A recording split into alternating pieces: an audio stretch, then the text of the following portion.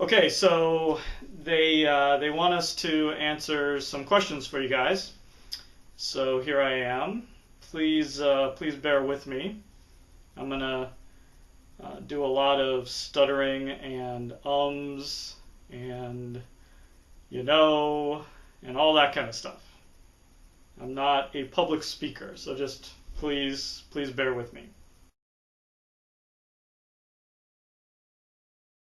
How did I come up with the idea for Second Born? I've had the idea for quite a while, since maybe high school. I was sitting down to write my first script, and I was just looking at my ideas, and I was sort of drawn to the idea of, being able to store your consciousness, your soul on a computer chip, and what that would mean to society and how society would change if that was possible. So I just went from that little core of an idea and ran with it, and came up with Second Born. And a lot of my ideas are sort of based on things that I would think about when I was in junior high and high school, and I don't know why that is, but yes, if you're looking for ideas, think back to those times when maybe your imagination was a little better than it is right now. All right, next question. How long did it take to write Second Born?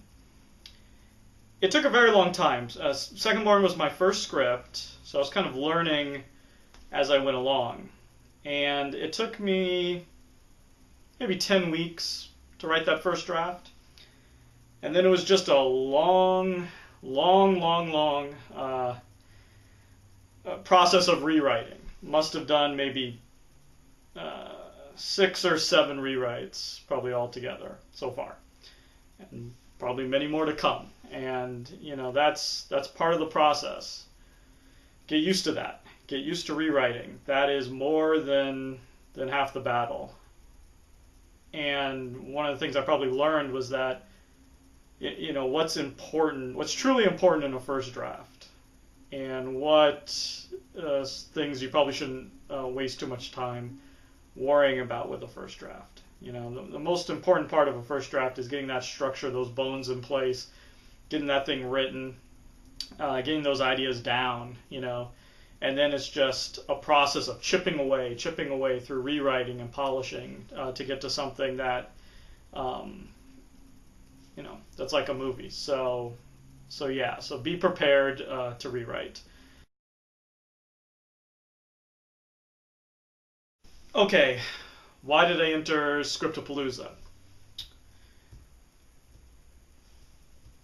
When you're just a guy in an office in front of a computer, blank screen, it can feel almost impossible to break through the wall of Hollywood. So screenplay contests like Scriptapalooza are a great idea. It's a great way of getting your stuff read by anybody, by somebody. Just getting it out there. And Scriptapalooza is one of the top contests. It was definitely worth the money, worth the time. I highly recommend it to anybody.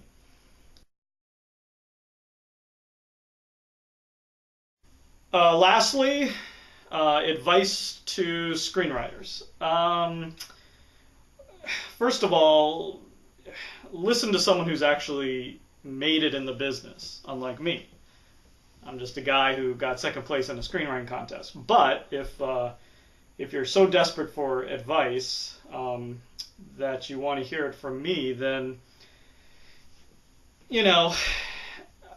I'm just gonna tell you what anybody else is gonna tell you. Keep writing. Write every day. Whether screenwriting is your only job or it's something you're doing on the side, think of yourself as a screenwriter.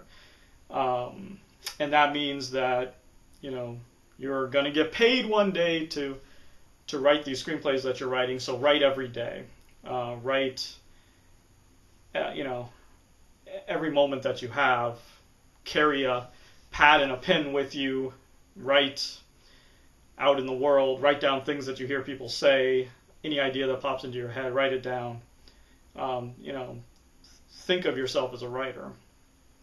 And, you know, study screenwriting, but,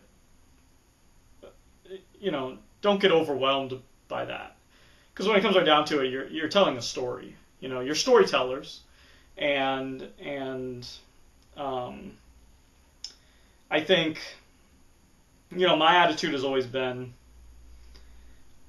I try to tell the story that I want to tell, you know, the way I want to tell it. I try to err on the side of telling a story that's original and challenging, and you know, maybe not exactly what Hollywood is looking for, but I figure I'd rather try to rewrite my script down or dumb it down to meet their tastes, rather than try to anticipate that ahead of time. And so, you know, again, is that the best advice? I don't know, but you know, write stuff.